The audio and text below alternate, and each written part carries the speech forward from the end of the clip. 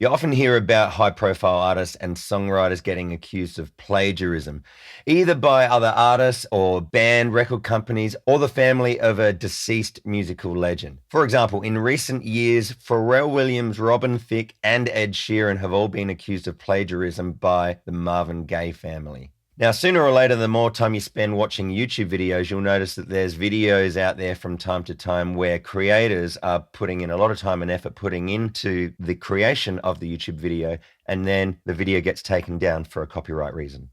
Now, I've got some sad news. Recently, a video of mine got taken down due to copyright.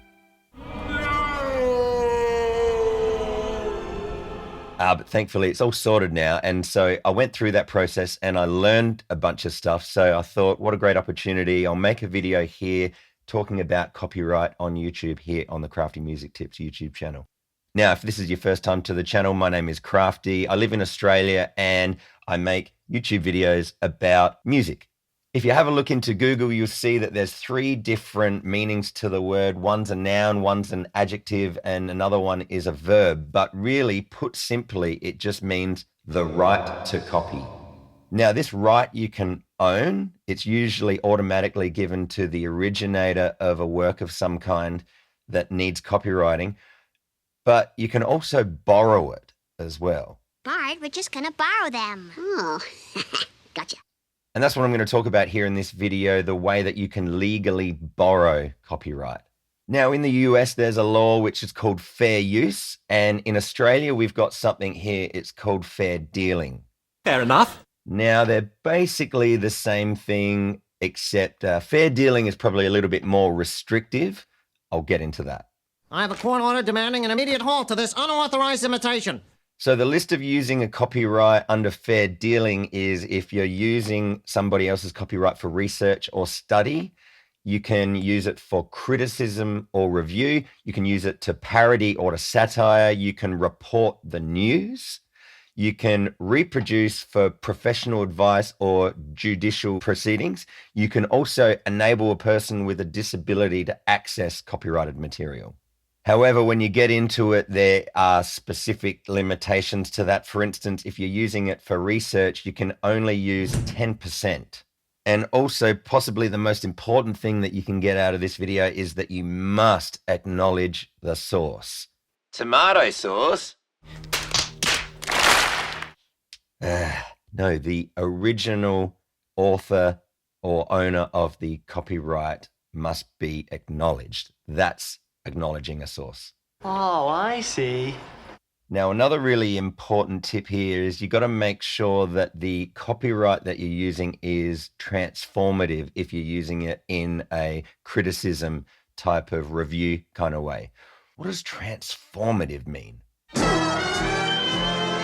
It basically means whether you've added a new expression or meaning to the original in opposition to whether or not you've basically just copied it exactly the same. Corporate needs you to find the differences between this picture and this picture. They're the same picture. The issue with borrowing copyright is that the original copyright owner has a fair point by saying, hey, you've just completely ripped off my stuff. But then if the person borrowing the copyright has used it and made it something new, well, then you've got more of a leg to stand on in court. That's why you're the judge and I'm the law-talking guy. The lawyer. Right. So, for instance, let's just say that you were going to do a reaction video to a Brooklyn Nine-Nine episode. If you just played the whole entire episode and then just put a few thoughts at the end, doesn't work like that. You want to use roughly about 10%, and you want to make sure that the reaction video is more about you reacting, less about the copyright that you're borrowing.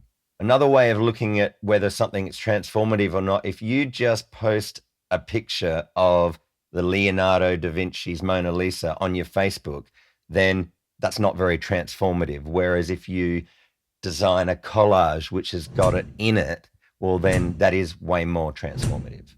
Now, if you're like me and you post on YouTube, what you got to be very careful of is getting copyright strikes. You can get copyright violations, which just mean that you can't monetize your video.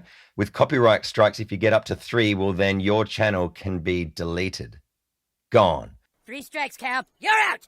So it's very important if you're thinking about using copyright material that you be very careful and selective and make sure that you acknowledge the source and just don't use very much.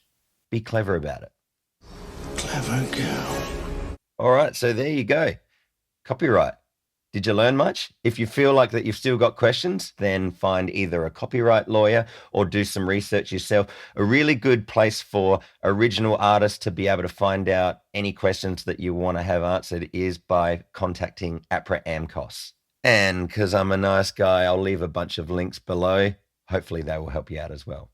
Okay, so there you have it. Yet another crafty music tips video. I hope you found it helpful. Let me know in the comments below. I'll see you in another video really soon here.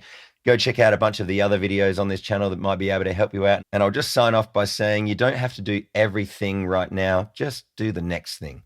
I'll see you soon. Cheers.